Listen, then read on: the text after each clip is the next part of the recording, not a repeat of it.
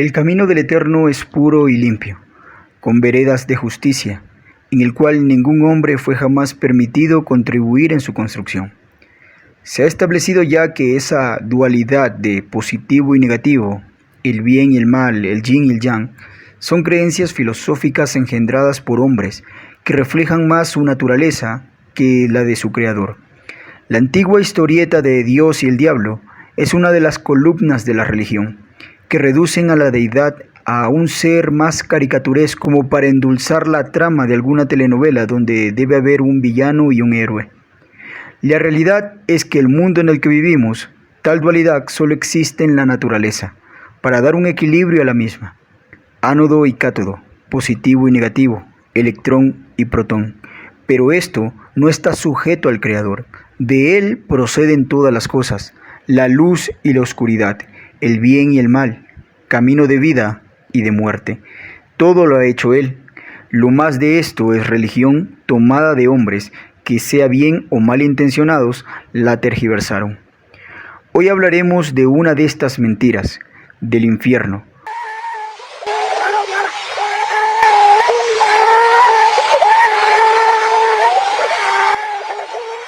Una artimaña de manipulación tomada de los cultos y creencias de diversas religiones que creen en el inframundo, como la babilónica, la egipcia y la griega, y como en todas estas la usaron para dominar a las masas, pues cuando sus gobernantes querían llevar a la opresión a su pueblo y para evitar mayores desgastes, su vocero oficial desde un altar les decía que si no obedecían a la voluntad del rey o el principado, el castigo sería el juicio eterno en el inframundo o el infierno.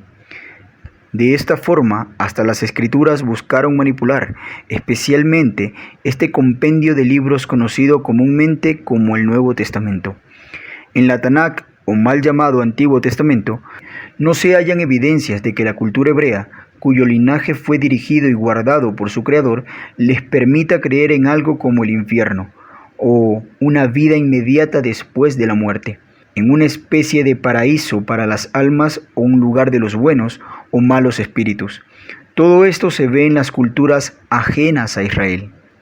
Por ejemplo, hay que enterrarlos con sus pertenencias y más, con ofrendas de los familiares, para que alcancen la felicidad en el otro mundo, y anhelando que su corazón sea más ligero que la pluma de Mat en el juicio de Osiris, para que así entre en el más allá y no sea destruido. Escucharon decir los israelitas cuando estuvieron en Egipto, pues así lo anuncia su libro de los muertos, algo similar a las creencias hindúes respecto al dios Lama.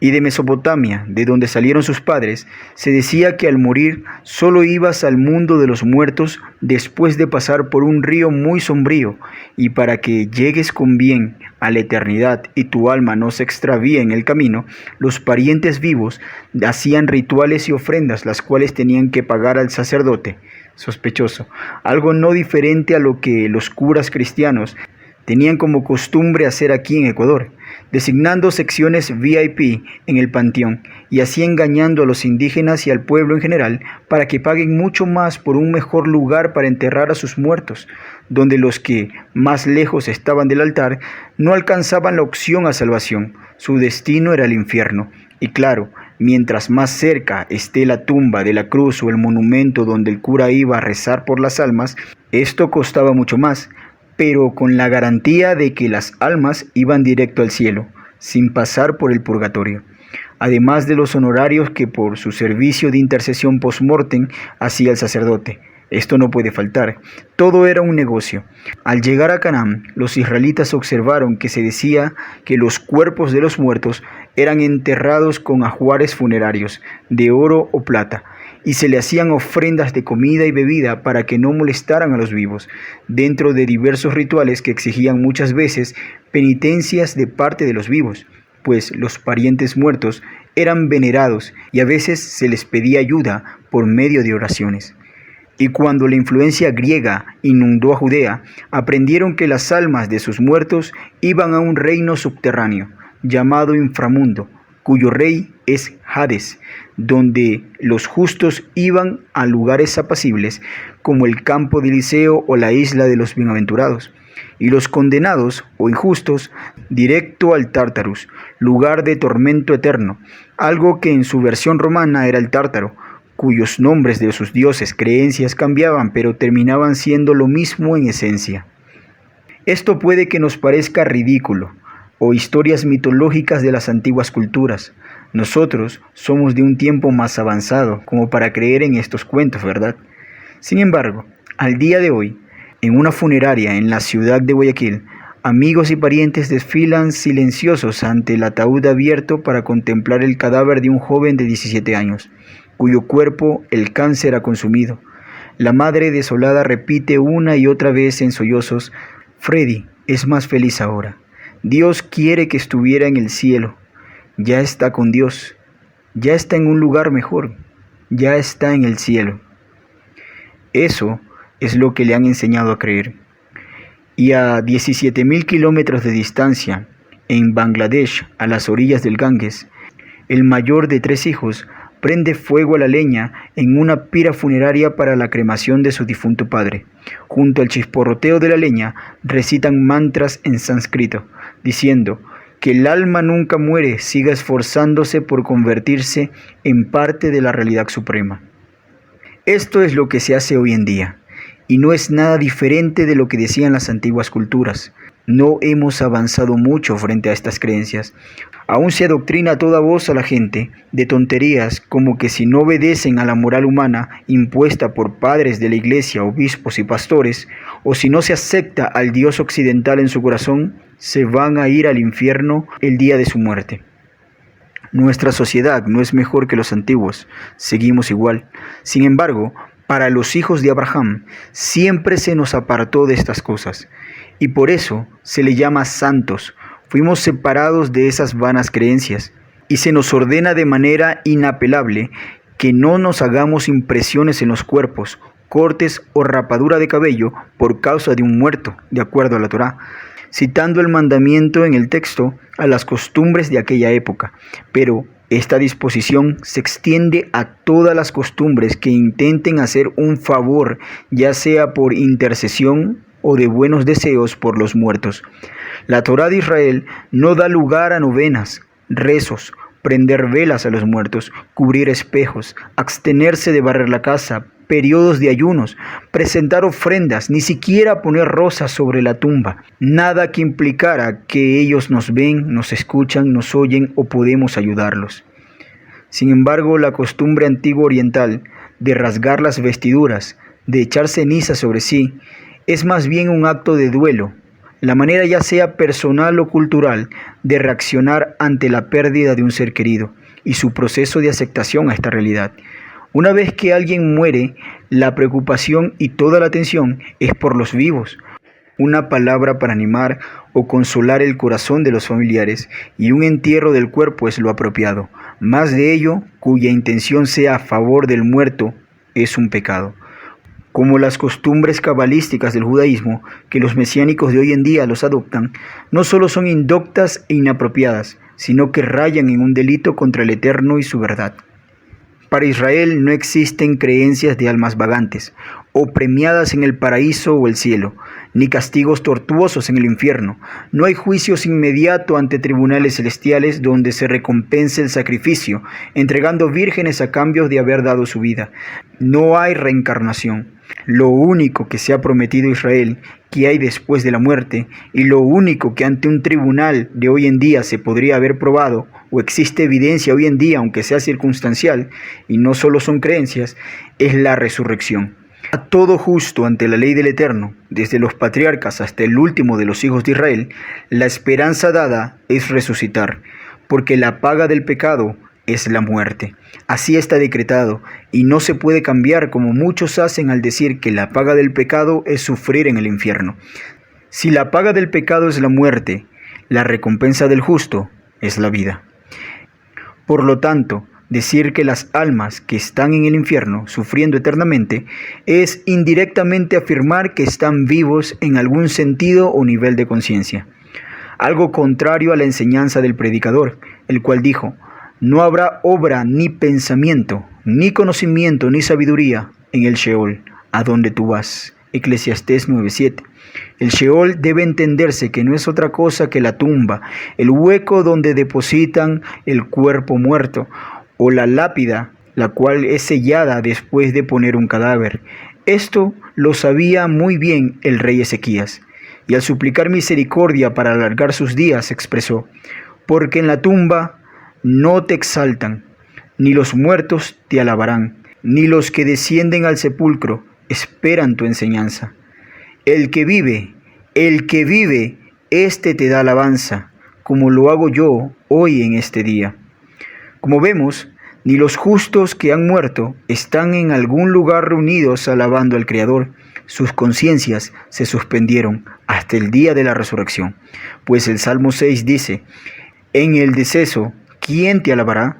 Pues en la muerte no hay conciencia de ti. Pero si es tan clara la enseñanza para Israel, ¿por qué hay quienes insisten en hablar de un infierno? Bueno, eso se lo debemos a la pésima traducción y sesgo de lo que llaman el Nuevo Testamento. En primer lugar, porque donde se escribió Gehenna en griego, que es lo que se traduce como infierno al español, es una referencia directa al Gei Ben Hinnom, que en griego se deriva a Gehenna.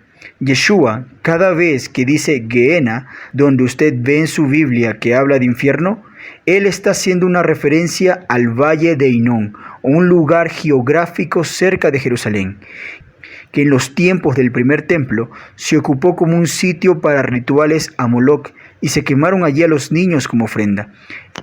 Y en las épocas del segundo templo conservó este nombre, pero ahora ya era un basurero local, donde se quemaban los desperdicios, y aún los cuerpos de animales como perros y gatos eran echados allí. Por ello es que se decía con frecuencia: donde el gusano nunca muere y el fuego nunca se apaga. Cada vez que Yeshua señalaba que una conducta reproba ante la Torá tendría como resultado final el Gehenna, todos entendían que hablaba de que serían cadáveres desechados como aquellos perros muertos frente al fuego, sin opción a la resurrección que es la promesa. Pero hoy podemos saber muy bien esta verdad y a lo que se refería Yeshua. Vemos como muchos youtubers, a manera de sátira sobre esta doctrina, se graban en el famoso infierno, y otros han mostrado aquel lugar en pleno invierno, bañado de blanca nieve, y con burlas en referencia a que en el infierno hay hielo, y están congelados y llenos de tormenta. Pues solo basta visitar aquel lugar que hoy en día se llama Beit Hinnom, el Gehenna. En segundo lugar, tenemos la parábola del rico y Lázaro, a los que los defensores de la doctrina infernal esgriman siempre para dar razón y sustento de su existencia. Viendo detenidamente, es muy sencillo establecer que hablar de un lugar de tormentos al cual son enviadas las almas después de morir no es la intención de la parábola, ni de su mensaje. No está estableciendo doctrina con ello. Solo da una enseñanza de Torá tocante al dicho que juicio con misericordia se hará a todo aquel que hace misericordia. Ahora, de ser cierto que Yeshua mencionó esa parábola, también hay que saber que no salió de la mente del Mesías ni fue una revelación profética, ya que él, como buen hebreo conocedor de las Escrituras, sabía bien que no hay una vida inmediata después de la muerte, solo la resurrección. Así que no es difícil saber que lo que aquí se muestra en esta narrativa es una parábola egipcia muy conocida, que también fue adaptada a diversas culturas, pero las más sonantes es la egipcia, y que en aquella época se le llamaba la parábola de Barmayán, donde el rey injusto trataba sin misericordia a un egipcio mendigo llamado Barmayán. En el inframundo se pesan las almas, y estos son recompensados conforme a la generosidad que mostraron en vida. Lo que expresa el texto es que Yeshua toma esta parábola que ya existía, y hay evidencias de que es así, y le dora la pastilla con tintes hebreos, para denunciar a los escribas quienes se vestían de púrpura, pero no hacían uso de la misericordia, algo muy similar al buen samaritano, cuando dijo que un levita y sacerdote pasaron por donde estaba el herido y no le ayudaron por cuestión de impurificación en cuanto a la Torá. Así es este caso. Luego se extiende en este drama a decir que hay una comunicación entre Abraham y el rico, para enseñar que solo escuchen a Moisés y a los profetas. Como vemos, no es difícil dar con el punto de la enseñanza. Pero cuando insistimos en continuar con la doctrina católica del infierno, esto les parece un buen pasaje para intentar demostrarlo, pese a que a ser tomado literal, como quieren hacerlo, contradice totalmente todas las escrituras y aún las mismas palabras de Yeshua. Hoy en día existen muchos que esperan que los malos o violadores, ladrones, asesinos vayan a un lugar de tormento eterno, envuelto en llamas que cuece el alma, que a pesar de no tener un cuerpo lleno de nervios o un sistema sensorial, se sienta el dolor intenso sin cesar por toda la eternidad. Creen que esto es del eterno, pero no es más que una idea deformada y muy humanista de quién es el eterno, y tiene toda relación con las ideas del juicio de los dioses antiguos en diversas culturas, a lo que los hombres contribuyeron y pintaron para adornar sus leyendas, infundiendo miedo en la sociedad. El Rey de los cielos y la tierra no es así. Él declara justicia y no venganza de hombre, y desproporcional. La justicia señala la muerte al transgresor, y eso de muerte es dejar de existir. Para muchos esto no les parece suficiente, pero eso es un problema ya de ellos, de cómo conciben la justicia, pues así como muchos pretenden ser más misericordiosos que el Eterno y dejar con vida y perdonar a quienes el Eterno sentenció a muerte, así hay quienes pretenden ser más justos que el Eterno y no decretan muerte para el transgresor, sino tortura. Y eso no es justicia, es la perversidad humana hablando. Aún del lago de fuego del cual se dice, y su tormento subirá por los siglos de los siglos, es una forma poética de decir su error será pagado por toda la eternidad, pues la muerte segunda es dejar de existir. Ya no hay más resurrección para ellos. Pero eso lo dejaremos para ser explicado a detalle en otro video. Por ahora sepamos bien que lo que ha dicho el que escogió a Israel es que la recompensa para el justo es la vida eterna, y para el transgresor es dejar de existir. Su memoria será como si nunca hubiera nacido, porque la paga del pecado es la muerte, no la tortura.